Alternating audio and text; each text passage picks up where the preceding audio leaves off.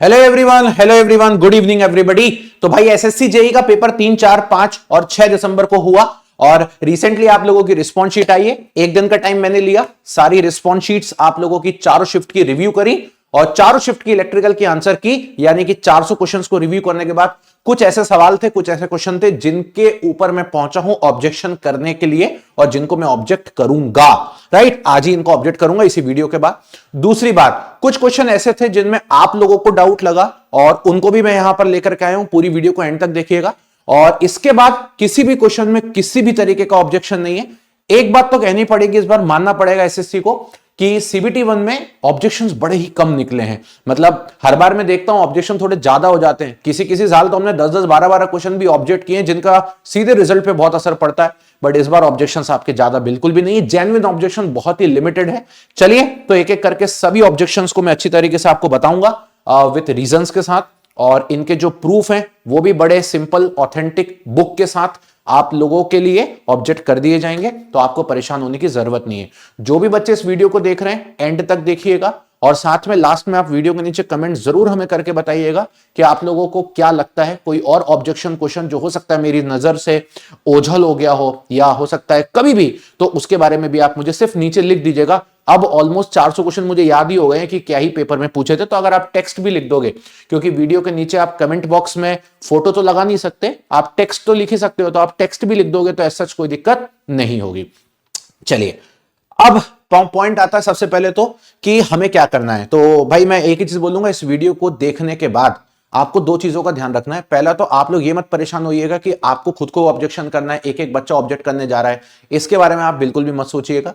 दूसरी बात, मैं ये सारे ऑब्जेक्शंस पहले मैंने सोचा कि यार मैं ना 3 तारीख, 4 तारीख, 5 तारीख और 6 तारीख वाले बच्चों के लिए अलग अलग वीडियोस बनाऊं, लेकिन जब बाद में मुझे पता चला इतने ऑब्जेक्शंस ही नहीं है तो फिर अलग अलग वीडियो बनाने का कोई सेंस नहीं बनता। इसलिए मैंने सोचा कि जो ना कंबाइंड वीडियोस ही बनाता हूं। अदरवाइज मैं आज सारी वीडियोस अलग अलग ही लेके आने वाला था शिफ्ट वाइज, इसीलिए पूरा कंप्लीट शिफ्ट के ऑब्जेक्शंस आपके सामने लेके आया हूं।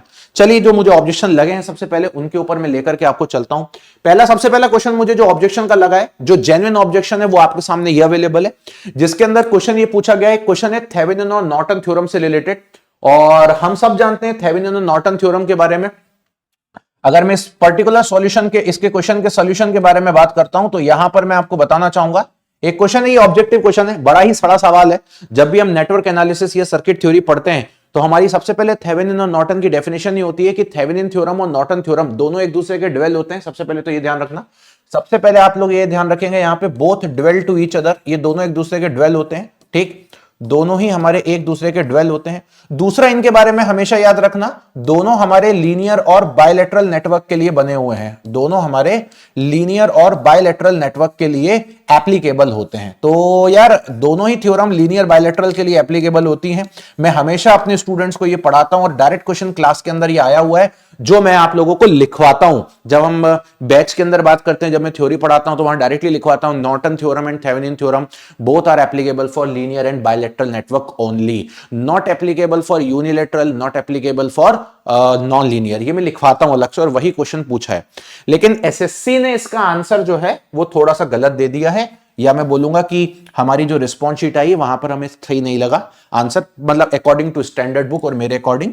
तो आंसर की अगर मैं बात करता हूं, आंसर की अगर मैं बात करूंगा तो आंसर की में इसका जो आंसर है वो आप लोगों का लिखा हुआ है लीनियर ओनली, है ना। तो लीनियर लिखा है वहां पे, बायलैटरल नहीं लिखा, जो कि रॉन्ग है। राइट, तो यहां पर ये इनके हिसाब से रॉन्ग है, बिकॉज इनके हिसाब से ये वाला आंसर सही होना चाहिए। तो आप ऑप्शन में देखोगे आपको दिख जाएगा। अब ये भी आप पूछ सकते हो इसको ऑप्शन ए सही है कि भी हर बच्चे की रिस्पॉन्स शीट में किसी के में ऊपर साइड होगा, किसी के में नीचे साइड होगा, वो शफल होकर के आती है, इसलिए मैंने आज क्वेश्चन आपके सामने बता दिया। तो ये क्वेश्चन 1 है, it is the objection question, directly हम इसको ऑब्जेक्ट करेंगे, ये ध्यान रखें। इसके बाद चलते हैं नेक्स्ट ऑब्जेक्शन पे। एक एसी सर्किट का क्वेश्चन है जहां पर बोला जा रहा है आपसे कि वोल्टेज अगर हमारा कांस्टेंट रहता है और अगर मैं करंट डबल करूंगा तो क्या होगा। तो यार यहां पर ना ये बड़ा ही प्यारा सवाल है और इस क्वेश्चन के अंदर इन्होंने पूछा है एक्टिव पावर के बारे में। तो this question is related with active power. तो ये क्वेश्चन हमारे पास रिलेटेड है एक्टिव पावर का एसी सर्किट्स के अंदर, और जब ये एक्टिव पावर का क्वेश्चन है एसी सर्किट के रिलेटेड तो मुझे ऐसा लगता है कि भाई पावर हमारे पास VI cos phi होती है। अगर ये क्वेश्चन एक्टिव का ना होकर रिएक्टिव का भी हो जाता, किसी का भी हो जाता, और आप यहां पर बोल रहे हो कि वोल्टेज को आपने यहां पे कांस्टेंट करके रखा है, तो अगर ये कांस्टेंट है और कल को आप इस करंट की वैल्यू को अगर डबल कर रहे हो, अगर आप इस करंट की वैल्यू को यहां पर डबल कर रहे हो, तो जाहिर सी बात है आपकी जो एक्टिव पावर है वो भी डबल ही हो जाएगी। रीजन क्या है इसका? इसका सिंपल रीजन ये है कि भाई आपने वोल्टेज को यहां कांस्टेंट कर दिया। ठीक है सर। और करंट आप डबल कर रहे हो तो एक्टिव पावर डबल होगी। मैं तो बोलता हूं करंट ट्रिपल करो, एक्टिव पावर ट्रिपल हो जाएगी। करंट आधा करोगे, एक्टिव पावर आधी हो जाएगी। Similarly for reactive power also. Power factor क्या है? पावर इस पे भी डिपेंड करती है, बट पावर फैक्टर जो है ये किस पे डिपेंड करता है? ये डिपेंड करता है लोडिंग कंडीशंस की, आपकी लोडिंग कंडीशन कैसी है। आप रेजिस्टेंस इंक्रीज करने लग जाओ तो पावर पे इफेक्ट आने लगेगा, आपका पावर फैक्टर इंक्रीज होने लगेगा। आप इंडक्टिव रिएक्टेंस इंक्रीज करने लग जाओगे, पावर फैक्टर रिड्यूस होने लगेगा। तो वो चीज यहां पर बिल्कुल भी नहीं है, तो एक्टिव पावर डबल बोली। तो ये क्वेश्चन भी एक ऑब्जेक्शन है। This is the objection number 2। और मुझे यहां पे ये बताने की बिल्कुल भी जरूरत नहीं है कि ये कौन सी शिफ्ट का है, बिकॉज जो बच्चा इस पेपर को देके आएगा उसको ये बात पता है। थर्ड ये वाला हो चुका है। इसके बाद एक क्वेश्चन और है हमारे पास, डीसी मोटर का एक क्वेश्चन आया हुआ है। अच्छा, ये जो दोनों क्वेश्चन है, एक थेवेनिन और नॉर्टन वाला, इसका आंसर चेंज होना चाहिए। मतलब देखिए, ऑब्जेक्शन का मतलब ये नहीं होता है कि क्वेश्चन कैंसिल हो जाए। ऑब्जेक्शन में दो चीज है, या तो आप क्वेश्चन को कैंसिल कर दो, मार्क टू ऑल कर दो, एक तरीका ये होता है जब क्वेश्चन गलत होता है, और एक तरीका होता है कि सही आंसर लगाओ। तो इस क्वेश्चन का आंसर को चेंज होना पड़ेगा। जो बच्चे लीनियर बायलेटरल लगा के हैं उनका 1 मार्क्स बढ़ेगा पेपर के अंदर, अभी उनका 1 मार्क्स कम है, वो बढ़ना चाहिए। इस क्वेश्चन का आंसर चेंज होगा, अभी उनका 1 मार्क्स बढ़ेगा, ये बात ध्यान में रखिएगा। ठीक है। और ये जो क्वेश्चन है ये एक अलग क्वेश्चन है। इस क्वेश्चन के अंदर डीसी मोटर का सवाल ये पूछा हुआ था, और डीसी मोटर के अंदर बोला जा रहा है कि आर्मेचर करंट और टॉर्क में क्या रिलेशन है। अब ये क्वेश्चन जो है ये रॉन्ग क्वेश्चन है। रॉन्ग का मतलब भी बता देता हूं क्या है। देखिए, सबसे पहले तो ये क्वेश्चन इसलिए रॉन्ग है क्योंकि देखिए क्या होता है, पेपर हमारा बाइलिंगुअल आता है, इंग्लिश और हिंदी दोनों में। और बाइलिंगुअल में क्या होता है, सर्वमान्य सर्वोपरि इंग्लिश को माना जाता है, हिंदी को नहीं माना जाता। क्यों नहीं माना जाता? जब आप पेपर देने बैठते हो तो जो इंस्ट्रक्शन आते हैं शुरू के 20 मिनट में, वहां पे ये बात मेंशन होती है कि अगर कभी इंग्लिश और हिंदी में कुछ ऊपर नीचे हुआ तो इंग्लिश को प्रथम मानेंगे, सर्वमान्य मानेंगे। तो ऐसा वो लोग लिखते हैं, उसके बाद ही हम कंसेंट फॉर्म साइन करके पेपर देने जाते हैं। बात समझ में आ गई? तो अब ये क्वेश्चन गलत क्यों है बताता हूं। सबसे पहले आप अगर यहां पे पूछ रहे हो कि टॉर्क और करंट के बीच का रिलेशन क्या है, तो आपको यहां पे मेंशन करना पड़ेगा आप कौन सी मोटर के लिए बात कर रहे हो। क्योंकि डीसी मोटर तो हमारे पास बहुत सारे टाइप की है। हमारे पास डीसी सीरीज मोटर भी है, हमारे पास डीसी शंट मोटर भी है, हमारे पास अगर हम बात करेंगे तो डीसी कंपाउंड मोटर भी है, जिसमें cumulative compound, differential compound, separately excited motor. आप कौन सी मोटर बात कर रहे हो? तो रॉन्ग इसलिए है because they don't give type of motor. तो यार यहां पर ये रॉन्ग इसलिए बिकॉज इन्होंने टाइप ऑफ मोटर के बारे में हमें कोई इंफॉर्मेशन नहीं दी। अब आप टाइप ऑफ मोटर के बारे में ही आप कोई इंफॉर्मेशन नहीं दोगे तो डेफिनेटली ये रॉन्ग है। बट अब बात आती है फिर सर सोल्यूशन सही क्या है। अब आप अगर टाइप ऑफ मोटर नहीं बताओगे, अगर हम बात करते हैं सीरीज मोटर की, तो सीरीज मोटर में हम सब जानते हैं कि टॉर्क हमारा आर्मेचर करंट के स्क्वायर के प्रोपोर्शनल होता है। कब तक? जब तक कि ये कब तक होता है? ये तब तक होता है कि जब तक सैचुरेशन नहीं आ जाता, और जब सैचुरेशन हो जाता है तो torque directly proportional to armature current होता है। ठीक है। लेकिन अगर मैं वही शंट मोटर के बारे में बात करता हूं तो शंट मोटर में तो शुरुआत से torque directly proportional to armature current है। अब कुछ बच्चे ये बोलना चाहेंगे कि सर भले ही इन्होंने ये नहीं बताया कि डीसी मोटर हमारी जो है वो कौन सी है, लेकिन आप ये देखिए सीरीज मोटर में आफ्टर सैचुरेशन भी ये आ रहा है और शंट मोटर में ये आ रहा है। तो एक काम करते हैं, यही वाले ऑप्शन मान लेते हैं क्योंकि ये दोनों में एग्जिस्ट कर रहे हैं। तो मेरा आपसे ये बात है कि ऐसे मानना नहीं होता है, ये आपको वहां पे मेंशन करना पड़ेगा। ऐसा नहीं है कि ये दोनों में कॉमन फेज आता है तो आप इसी को आंसर बना के आ जाओगे, ऐसे नहीं होता है यार, है ना, ऐसे बिल्कुल भी नहीं होता। बिकॉज बिफोर सैचुरेशन की भी बात की जाती है। आपको ये बात पता होना चाहिए कि torque directly proportional to I square की वजह से ही डीसी सीरीज मोटर जो है वो हाई स्टार्टिंग टॉर्क की मोटर कहलाती है। तो ये रीजन भी है, तो आप ऐसे नहीं मान सकते। यहां पर इन्होंने कुछ भी मेंशन नहीं किया है कि ये कब की बात कर रहे हैं। अगर ये भी बोल देते ना इन डीसी मोटर, मतलब मेरे हिसाब से मुझे लगता है ये क्वेश्चन ये होना चाहिए था इन डीसी मोटर, अगर ये नहीं बताना चाहता टाइप, तो आप बोल देते हैं डीसी मोटर आफ्टर सैचुरेशन, सिर्फ इतना वर्ड यहां ऐड कर देते तो ये आंसर हो जाता। फिर तो साला कोई भी मोटर होती तो torque directly proportional to armature current ही होती, फिर हमें ये भी चाहिए नहीं। ठीक है, तो ये रॉन्ग क्वेश्चन है, इस क्वेश्चन को कैंसिल होना पड़ेगा। मतलब आप इस क्वेश्चन में कुछ भी नहीं लगा सकते, मतलब आप ना आंसर ये लगा सकते हो नहीं लगा सकते हो, दिस शुड बी कैंसिल्ड। ठीक है, तो इसके लिए मैं कैंसिल के लिए ऑब्जेक्शन डाल दूंगा। नाउ अब चलते हैं, कुछ और क्वेश्चन है हमारे पास जो स्टूडेंट्स के आए हुए हैं, तो मैंने आपको कुछ तो बता दिए। एक क्वेश्चन ये आया हुआ है मेरे पास, एक हाई लोड फैक्टर है पावर सिस्टम के अंदर। ठीक है, यहां पर एक क्वेश्चन मेरे पास ये आया हुआ है एक हाई लोड फैक्टर है पावर सिस्टम के अंदर की मैं बात कर रहा हूं, ठीक है। तो अब आप देखोगे यहाँ पे ये हाई लोड फैक्टर है पावर सिस्टम के अंदर, इसके बारे में पूछा है। तो देखिए सबसे पहले तो हम एक बात ये जानते हैं लोड फैक्टर के बारे में कि लोड फैक्टर क्या होता है। नॉर्मली अगर मैं लोड फैक्टर के बारे में बात करता हूं तो लोड फैक्टर का ज्यादा होना अच्छी बात है। कोई भी टाइप का लोड हो, इंडस्ट्रियल लोड हो, डोमेस्टिक लोड हो, किसी भी टाइप का लोड हो, लोड फैक्टर का ज्यादा होना बहुत अच्छी बात है। जितना ज्यादा लोड फैक्टर होता है उतनी ज्यादा पावर के बारे में अगर मैं बात करूंगा, उतनी हमारी जो पावर जनरेट करने की कॉस्ट होती है वो कम होने लगती है, हमारे सिस्टम एफिशिएंट होने लगते हैं। तो ये अच्छी बात है ना। तो लोड फैक्टर अच्छा होना अच्छी बात है। तो आपसे वो हाई लोड फैक्टर के बारे में बात कर रहा है, तो अब आप एक काम करिए, इनमें से अच्छा पॉइंट ढूंढिए। हम तो चाहते हैं जितना लोड फैक्टर जितना ज्यादा अच्छा हो, तो अच्छा पॉइंट ढूंढो अब यहां पे यार।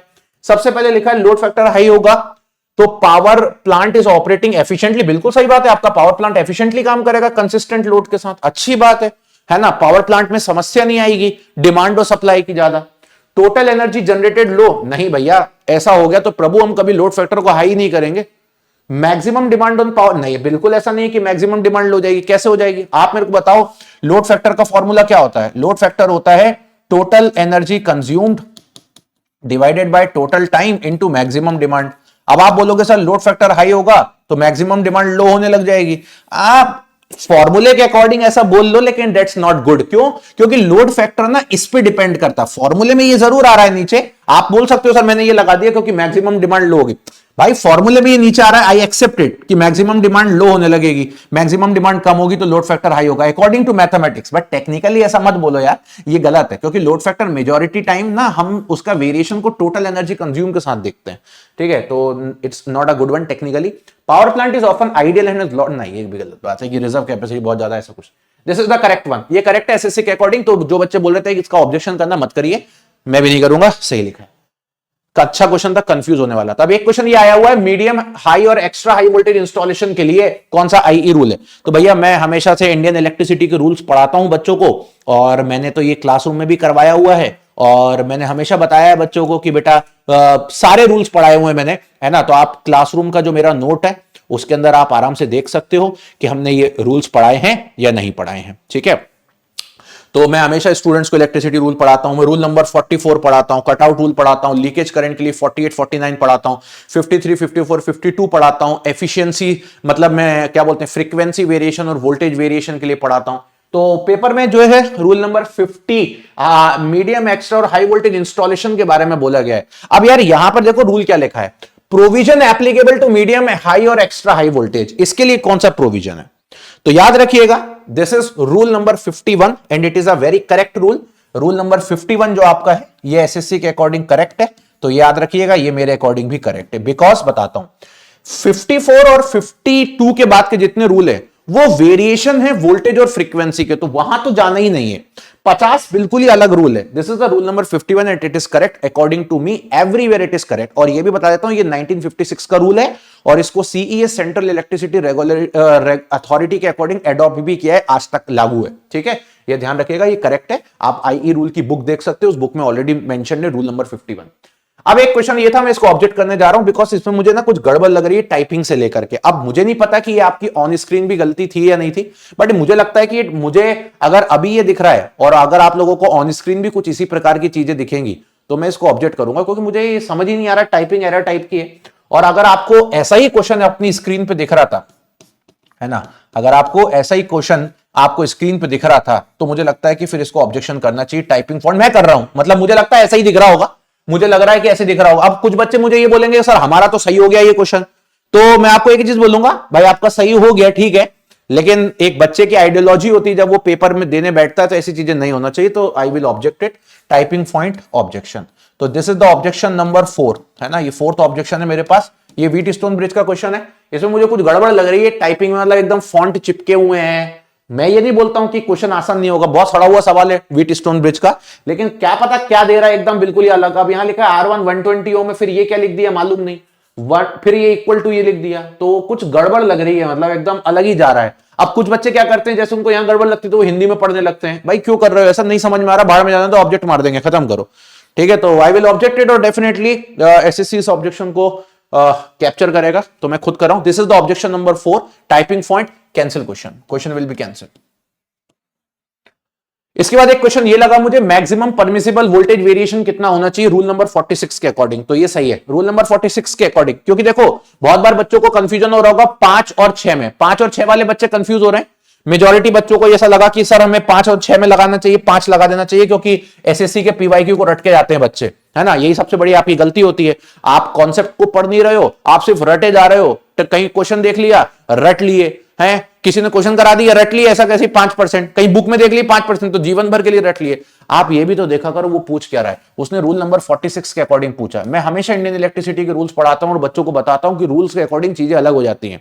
तो 46 के अकॉर्डिंग इसका करेक्ट आंसर 6% ही है, 5% नहीं है, ठीक है। तो it is not an objection question.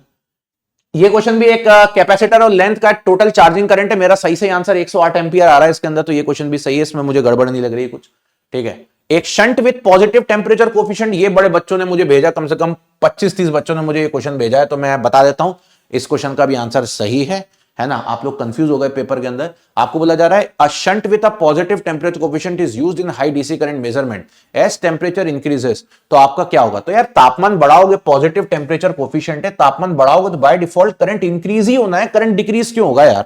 Simple question है ये, ठीक है। चलिए इसके बाद आपको बोला मिनिमम ग्राउंड क्लियरेंस, ये क्वेश्चन ऑब्जेक्शन का है, इसको ऑब्जेक्ट कर दीजिए और इसका प्रूफ मैंने लगा दिया है ना। कोई भी किताब उठा लो स्टैंडर्ड जिसमें इंडियन इलेक्ट्रिसिटी के रूल्स को अच्छे से बताया, या बेस्ट सबसे पहले तो आप आईई रूल की जो स्टैंडर्ड हमारे पीडीएफ होती है 1956 की, उसको उठाइए, वहीं से मैंने प्रूफ लगा के कर दिया है। ऑब्जेक्शन क्वेश्चन है, ऑब्जेक्शन क्वेश्चन नंबर 5, इसका करेक्ट आंसर 5.5 मीटर ही है। जब हम बात करते हैं अलोंग द स्ट्रीट तो हमेशा याद रखना 5.5 मीटर ही लगाना होता, 5.8 नहीं। मुझे ये बात पता है कि क्वेश्चन को फ्रेम करने में क्या गलती हुई, तो एक्चुअली नए क्वेश्चन फ्रेम नहीं किए जाते हैं, सीधे सीधे किसी किताब से उठा देते हैं, जिस किताब से उठाए उस किताब में भी इसका आंसर गलत दिया है। 5.5 इज द करेक्ट वन, तो दिस विल बी करेक्ट, इसका ऑप्शन चेंज होगा। ये ऑब्जेक्शन क्वेश्चन नंबर 5 है। तो ये 5 क्वेश्चन भैया ऑब्जेक्शन में मिले हैं, इसके अलावा कोई ऑब्जेक्शन क्वेश्चन नहीं मिला टेक्निकल में।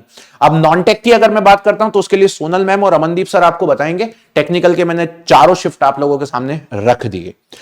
वीडियो को लाइक कर लीजिएगा, चैनल को सब्सक्राइब कर लीजिएगा और कमेंट बॉक्स जरूर करके दिखाइएगा। इसके बाद बेटा अपनी एनर्जी को मत वेस्ट करो, कोई सिंगल क्वेश्चन भी ऑब्जेक्शन में नहीं है, ठीक है। चलिए अब मैं आपको अपना टेलीग्राम चैनल दे देता हूं। आपके अच्छे मार्क्स अगर आ रहे हैं आप मेरे टेलीग्राम पे मुझसे जुड़ जाइए। क्यों जुड़ जाइए, ताकि मैं आपको आगे के लिए गाइड कर पाऊं, पर्सनली गाइड कर पाऊं। अगर मुझे लगता है मुझे आपको फोन पे बात करनी चाहिए, आपको मेरे से, आपको जैसे मेरे साथ रहना है वैसे रहिए। मैं आपको बढ़िया तरीके से यहां पर एक बेहतरीन गाइडेंस दे करके उस लेवल तक पहुंचा दूंगा जिस लेवल पर आप एग्जिस्ट करते हो। कट ऑफ भी मैंने प्रॉपर बता दिया है, उसके ऊपर नीचे कट ऑफ नहीं होंगे, तो उसके अकॉर्डिंग अपनी तैयारी करिए और वीडियो के नीचे आपको जो लगता है उसको एग्जीक्यूट करिए। टेलीग्राम ज्वाइन कर लीजिएगा, एक अच्छे गाइडेंस के साथ अपना CBT 2 क्रैक करिए। अगर आपके मार्क्स मेरे कट ऑफ के अकॉर्डिंग आ रहे हैं, उसके आगे पीछे हैं, तो आप मेरे साथ तैयारी करना चालू कर दीजिए। 29 यानी कि 29 तारीख से मैं CBT 2 की पेड क्लासेस यानी कि ऐप की क्लासेस स्टार्ट करने जा रहा हूं, बहुत प्यारे नए एग्जाम पैटर्न के अकॉर्डिंग। और YT पे भी मेरी क्लास डेली चल रही है। कल 4 बजे मैं नई सीरीज भी स्टार्ट करने जा रहा हूं, मैं वहां भी मिलूंगा। वीडियो के नीचे रैंक प्रेडिक्टर है, आप रैंक प्रेडिक्टर में अपनी रैंक भी चेक कर लीजिएगा अगर अभी तक आपने नहीं करी है। So thank you so much guys, bye bye, take care and love you everyone.